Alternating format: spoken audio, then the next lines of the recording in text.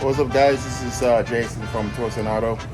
I'm here in my home garage.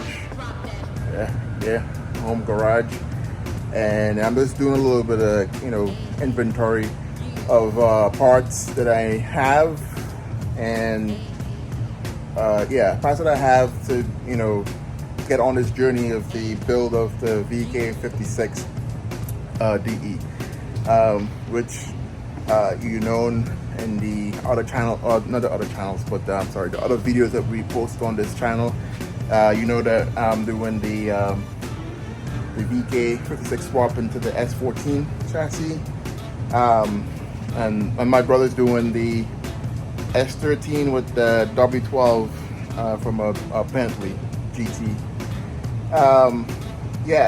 Reason why I went with the VK, because I mean everybody's doing the LS and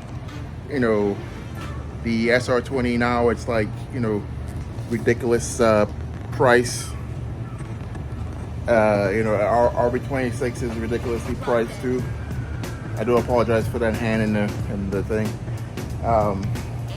Ridiculously priced, swaps and stuff. I mean, I had this is my second chassis S14. I had a KAT before. Unfortunate reasons that chassis is passed away.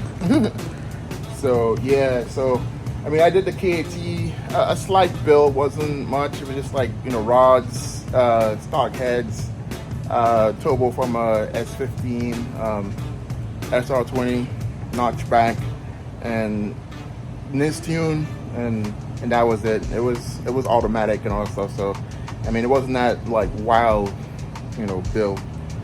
But yeah, I mean, everybody's doing LSs and all that stuff. So I just choose to do, I mean, a V8, but Japanese style, which is the the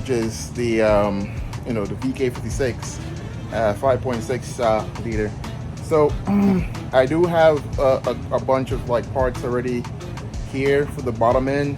I don't have the heads just yet, the valve train and everything, but the bottom end I do practically have everything. So I'm just doing an inventory,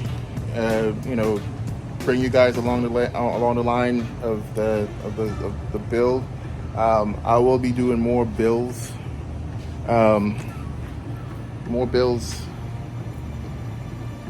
but I'll bring you guys along for the journey. Of course, we do builds and stuff like that, but this one is on the way, and I will bring you along on the build journey in this particular one from beginning to end. So get a little bit rundown.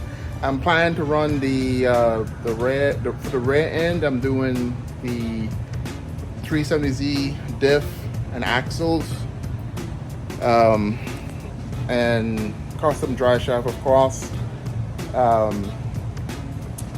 DCT for the transmission is going to be a DCT from M3, M4.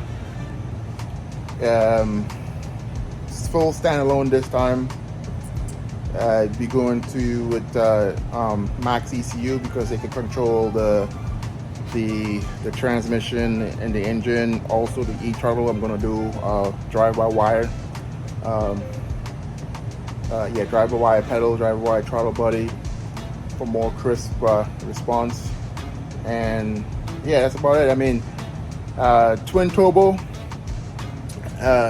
Twin turbo. I'm not going for like balls to the wall, like freaking crazy horsepower. If I get 5 to like 800 horsepower on this platform, it'll be good.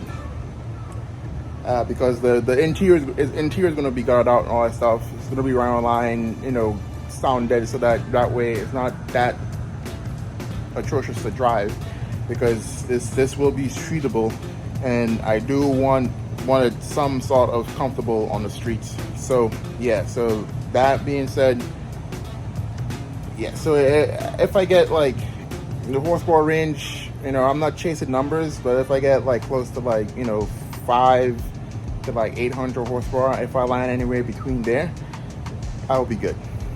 So yeah, that will be decent enough for me. I know once I drive it and I start getting accustomed to it, you know, I will want more, as everybody knows. When you drive a car and you get it, you know, fixed or modified or whatever, and you start doing stuff to it, the stock form is going to be good for a while, and you start doing mods to it, you get faster, and that, you know, it goes on. So I know for a fact that that, you know, once I build this car, probably is not going to be over. I know I'm going to want more from the platform and stuff, but at least I will have room to improve, and also too, at least I will be able to work out all the kinks and everything out of it once it's built and running, and then it could go to the roof or to the ceiling after that. So let's I'm gonna flip the camera around and show you guys what I have on the table here. You know what's going in the block. So I'm gonna just pause this for a second and flip the camera around, and I'm gonna show you what I have here. So pause for a second. All right, guys, we're back again. So excuse the table here. Well, it's a workbench, so it's gonna be dirty. But excuse for the lighting. It's in my garage. I don't have much lighting here. All my lighting is at my shop. So once I think I might bring some lighting over here, so that way once I start, you know, doing the build videos and stuff, I can have some proper lighting. But yeah, so I have these parts here. Mostly it's you know, it's going into this block here. I got it wrapped down on the stand. Let's see. Yeah, so I got it honed out and matched to the pistons. I went one step over, 0.5 over, just to still have some walls thickness on the block. These engines do pretty good. I mean, they use them in like Nissan use them in their race engines and stuff. The block is pretty much stock, and then the Nissan Nismo did they beef up the heads. So these blocks are already, like, you know, built tough. You know, it's very stout. It has these, you know, big ass, like, thick ass bearing bridges over here, and it's tied into the block on the side with these screws here. The screws, bolts. It's bolted into the block. So like most engines need like a, you know, like a girdle or brace here to keep from twisting. This one here is pretty much stout. I mean, it's kind of similar. I don't want to say, but it's kind of similar to, like, you know, the LS style, but they have the bridges, you know, these big ass thick steel bridges over here. But it's you know, it's a Japanese. I mean, the reason why I did it is because everybody's doing the LS, you know. So I just want to stand out from the crowd. So this block is already tanked and washed and ready to go. I got the crank over here somewhere, and yeah, so I have them like I already had the machine out one step 0.5 over, just to kind of clean out the kind of shave or any like imperfection or all the roundness, no, you know what. So at least I have that covered. Also too, I didn't want to go too big overboard because I want to keep the block integrity. I mean, I know it's the thing, but I don't want to go too much over. Has these pistons over here, and these are the one step over. I coated the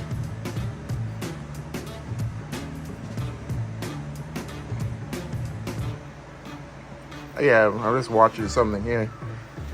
Thought I saw something. Sorry about that. But yeah, I coated the top here with a Cerakote to kind of keep the heat in. There's I coated up myself and did a Cerakote top on these because these didn't come like that. Let's see. Yeah, I think that one that I pulled out, the reason why I stopped there is because I saw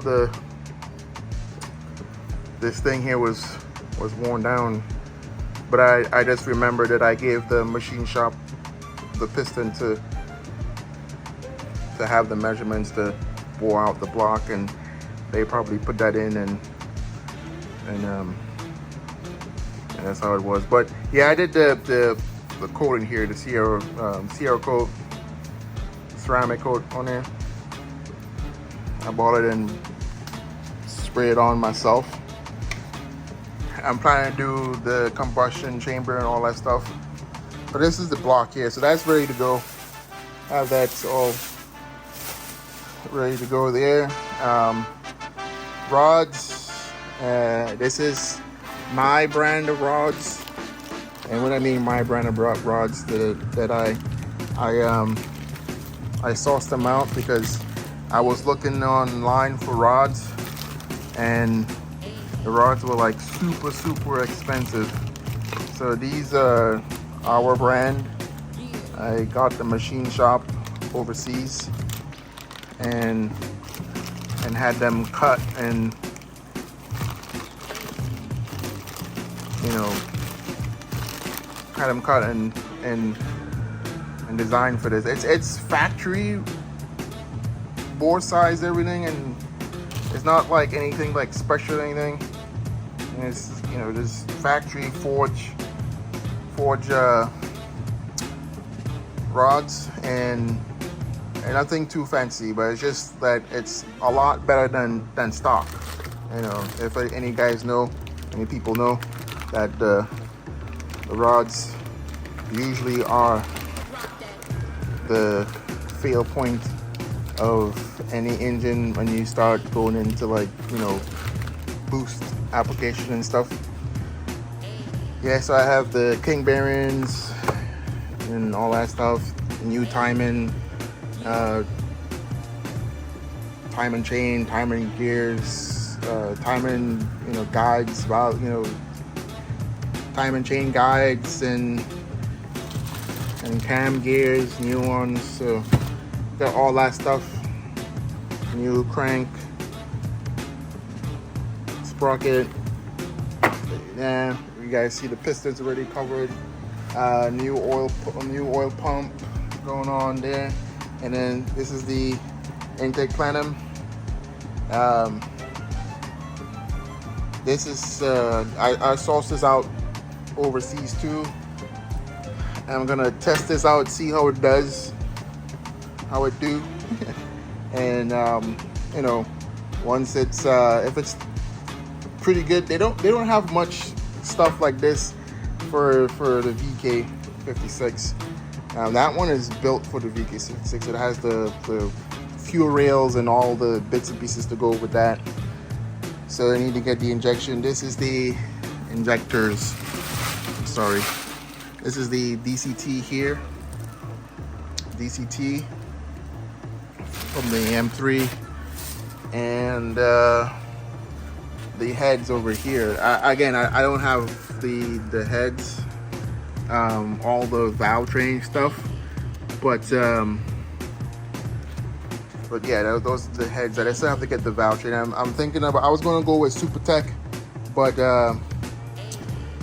when I was looking up the stuff, Brian Carver is actually cheaper, so I might go that. I might go that route.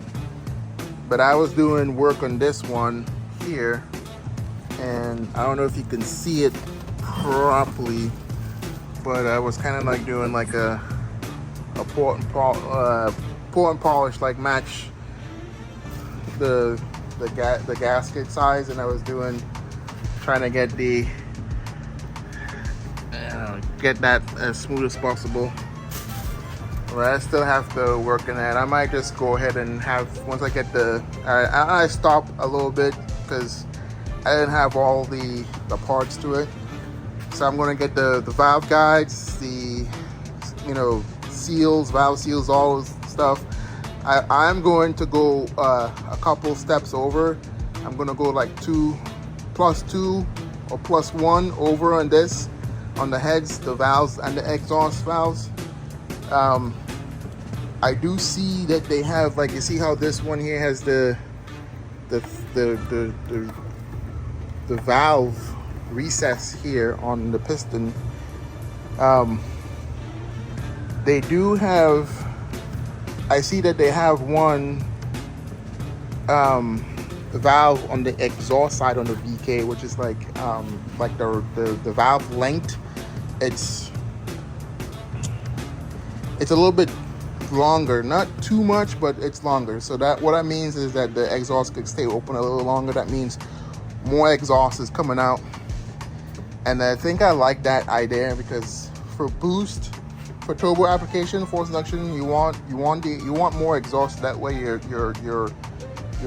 turbo will spool up a lot faster.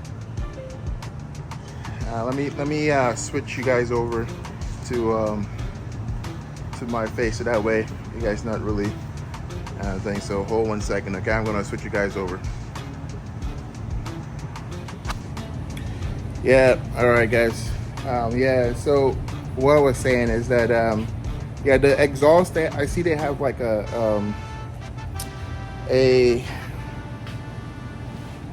I'm sorry for the sweat, because I'm in my garage and it's not on the air, so I'm still trying to get this worked out here. If you can see, I have the AC here, but I gotta get it a little bit better than this, because it's especially in my well, it's in my garage, and I'm living in Florida, so if you guys know, Florida ain't no joke with the heat.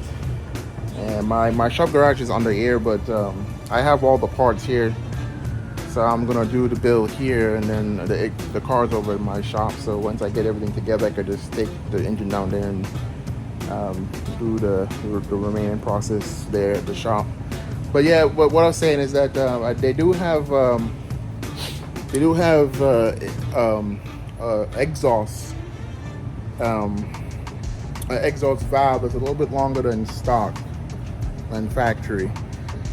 So I'm thinking about doing that, but the only problem with that is that I don't know. I'm sure, I don't know, because sometimes you could get away with a little bit of length on the thing. I mean, the length is not that bad, not that long, but I don't know. So I don't know. I will probably have to ask some people, because I don't want to buy the rods, like 32 of them, and then well, all of it 32, but I want to buy all of them, and then after, like, the length is too long, and then I have to modify the pistons, which I already coated with the ceramic coat, or the Sierra coat, and then I have to go grind around. I mean, it's not a problem, not an issue there, but it's just more work. So this is another option. It's another option. Or I could just go with the factory length and call a day and just think, because I mean, it's not. I don't think it will make a big difference as far as doing that. I mean, the only pros to that is that the exhaust duration, the valve will stay open a little longer. It will expel most of the exhaust out of the engine a lot better, which entails will spool up the turbo a lot quicker and more response, a little bit better turbo response. But the longer I think about it and talk about it, it's like, man, I want to do it, but I mean, maybe I just live on the edge and just get it, and if not, just roll with the punches. Comment down below and see. Let me know if you guys, if you guys want, let me comment down below and see. Let me know.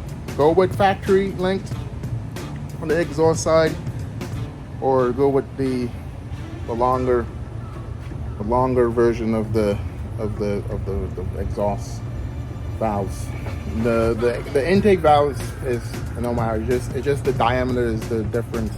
They have the factory standard size diameter, which is, I think it's like 32, I believe.